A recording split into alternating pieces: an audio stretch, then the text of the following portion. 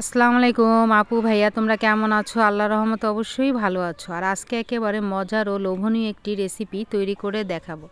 আমরা সাধারণত গুড়া মাছ বা কই মাছ দিয়ে পাতুরি রান্না করে থাকি, কিন্তু আজকে তোমাদের শিং মাছ দিয়ে কলার পাতা দিয়ে কিভাবে পাতুরি রান্না করা যায় সেই রেসিপিটা তোমাদের সাথে শেয়ার করব।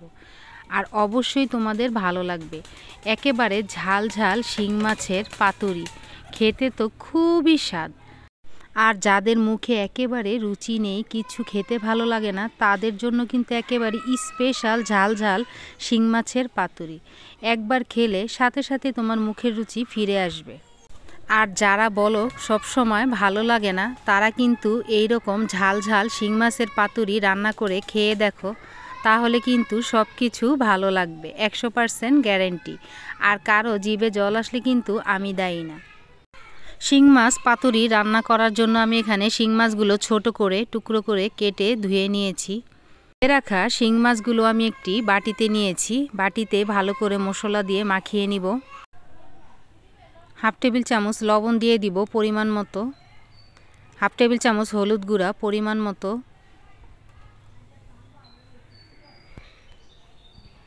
হাফ টেবিল চামচ রসুন বাটা পরিমাণ মতো, 4 টেবিল চামচ পেঁয়াজ কুচি পরিমাণ মতো, 2 টেবিল চামচ কাঁচামরিচ ফালি পরিমাণ মতো বা স্বাদ মতো,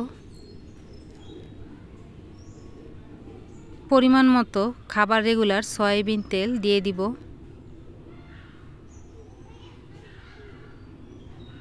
2 টেবিল চামচ বাটা মরিচ দিয়ে দিব,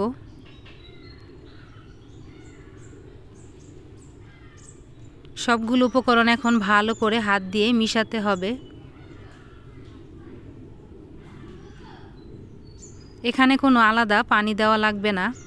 এগুলো মাখানোর পরে আলাদা যে পানিটা বের হবে সেই পানিতেই মাছগুলো একেবারে রান্না হয়ে যাবে। মাছগুলো আমার ভালো করে মাখানো হয়ে গেছে। আমি এখানে কলার পাতা ছোট করে টুকরো করে ভালো করে মুছে নিয়েছি। আমি প্রথমে একটি কড়াই নিয়েছি। কড়াইতে কেটে রাখা কলা পাতাগুলো এভাবে বসিয়ে দিব।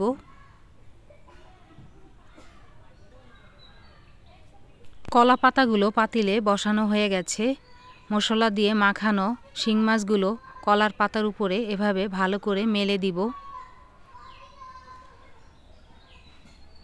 কলার পাতার উপরে মাছগুলো ভালো করে মেলে দেওয়া হয়ে গেছে। এখন কলার পাতা দিয়ে মাছগুলো ঢেকে দিব।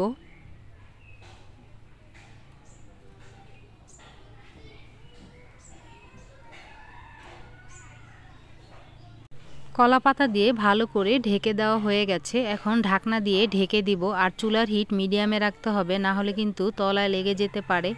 আর ঢাকনা দেওয়ার মাঝে কিন্তু দেখে নিতে হবে। ঢাকনাটা খুলে দেখে নিব। দেখো মাছের থেকে আলাদা যে ঝোল বের হয়েছে, এই ঝোলেই মাছগুলো একেবারে মাখা মাখা করে রান্না করে নামিয়ে নিতে হবে।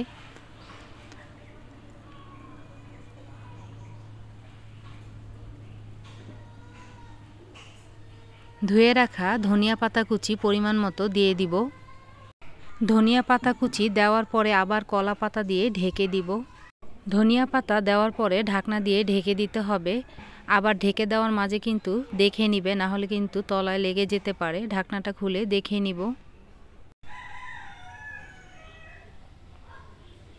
কলার পাতাগুলো সরাতে হবে। দেখো মাছগুলো একেবারে মাখা মাখা হয়ে গেছে। আর দেখতে মাশাআল্লাহ কত সুন্দর হয়েছে। আর খেতে কিন্তু সেই স্বাদ। যারা এখনও বাসায় তৈরি করনি, অবশ্যই কিন্তু বাসায় তৈরি করে খেয়ে দেখো, একেবারে দারুণ স্বাদ। একবার বানালে বারবার কিন্তু বানিয়ে খেতে মন চাইবে। আমার এই শিং মাছ পাতুরি রান্না কেমন হয়েছে অবশ্যই কিন্তু কমেন্ট করে বলবা। আর তৈরি হয়ে গেল আমাদের খুবই মজাদার শিং মাছের পাতুরি। রেসিপিটা ভালো লাগলে অবশ্যই লাইক শেয়ার কমেন্ট করো। চ্যানেলটি প্লিজ সাবস্ক্রাইব করো। সবসময় ভালো থেকো, সুস্থ থেকো, এই বোনটির পাশে থেকো। আল্লাহ হাফেজ।